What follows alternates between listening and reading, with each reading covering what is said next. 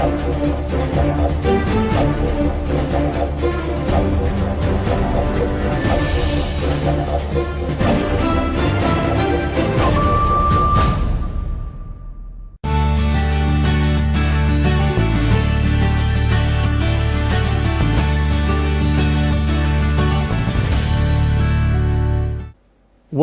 to Yahadut TV, Jewish television.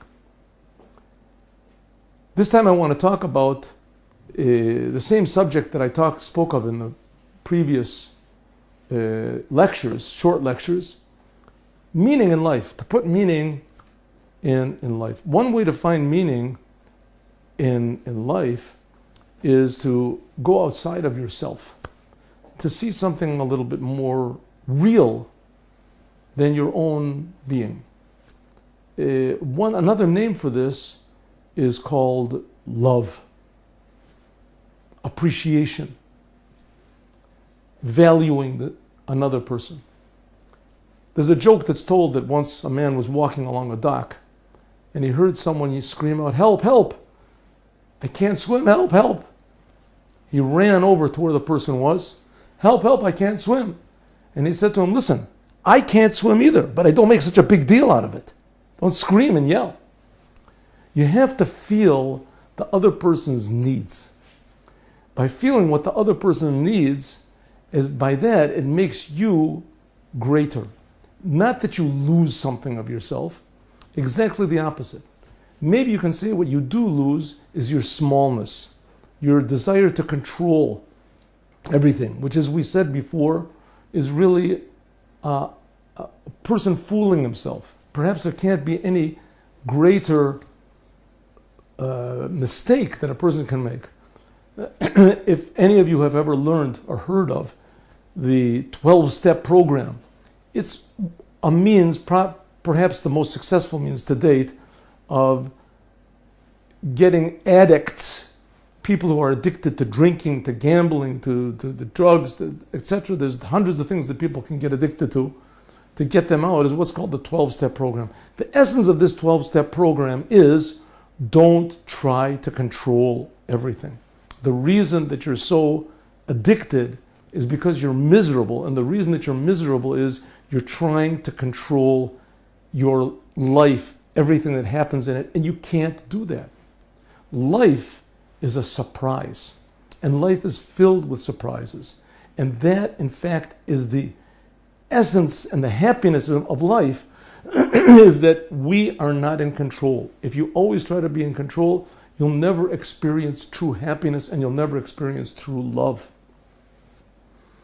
This Professor Viktor Frankl that I spoke of, that the Lubavitcher Rebbe not only recommended him very highly, but even sent people to him to encourage him in his work, he said that there are basically three types of love.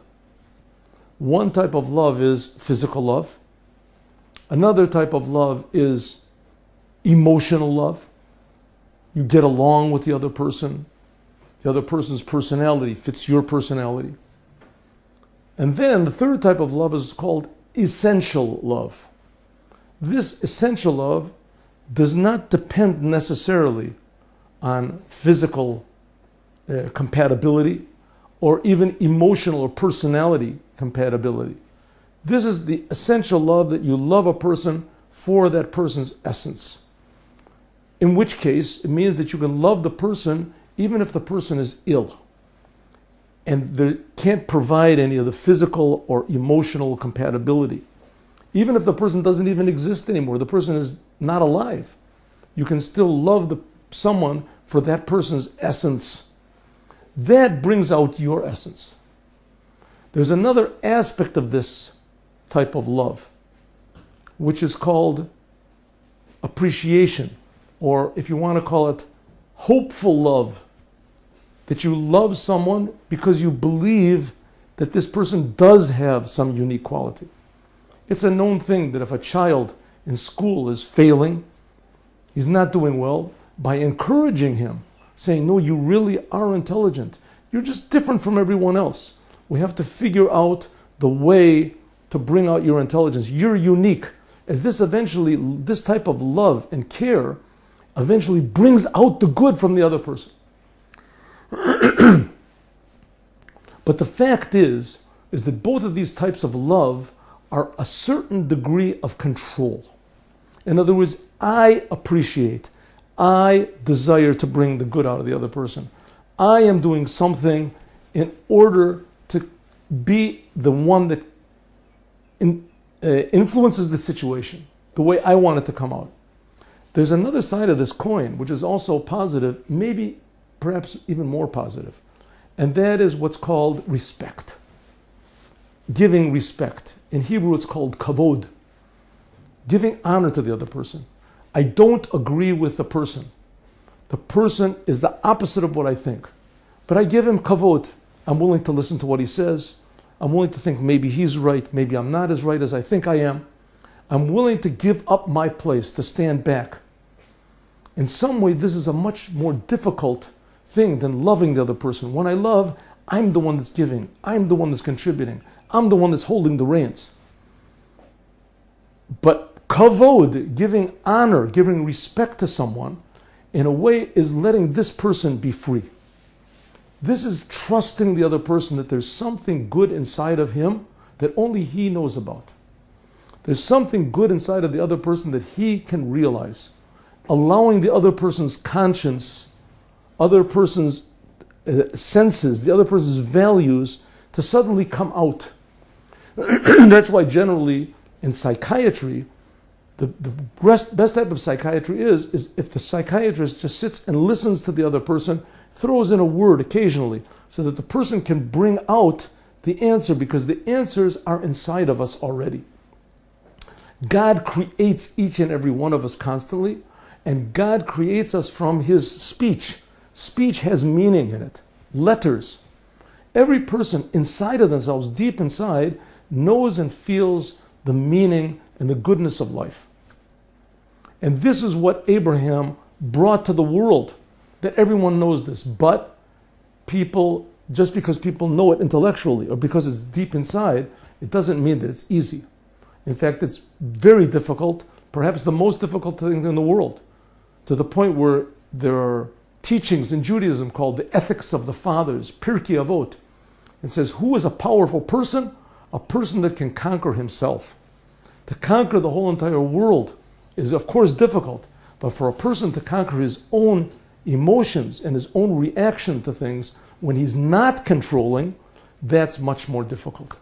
That's much more difficult to give. So this, in a way, is the center of how to find meaning. To be open, to give honor, to give love, to give respect, to let God take over, let the meaning of the world come through. When this happens, what happens to a person? When he totally devotes himself to God. It says the example of such a person like this is King David. King David is the ultimate example of a person that has what we call in Hebrew bitul, surrender, total surrender to the truth. He was so busy and he was so active in the world that he did not even have time to sleep. He had talents, he had abilities, he wrote the book of Psalms, he judged, he fought battles, he ruled all of Israel. King David was a person that, because he was given over totally to God, and because God is constantly alive, the source of life, and life changes always and develops constantly, as he was attached constantly to meaning, to life, to responsibility. And that is the secret of true, lasting happiness. It touches the soul. And just as the soul is always changing and feels constantly new responsibilities to this physical world and to make this world a better place and wanting to be in this world, as the same exact way is true happiness is something that's constant, always. It's the meeting of the values that only the soul can know with this world, and sometimes which necessitates even defying the world, changing the world. But the most difficult thing is to change our own nature so that we can see the good in everyone, believe that there's good in everyone, and even be willing to step back in order that this good will come out.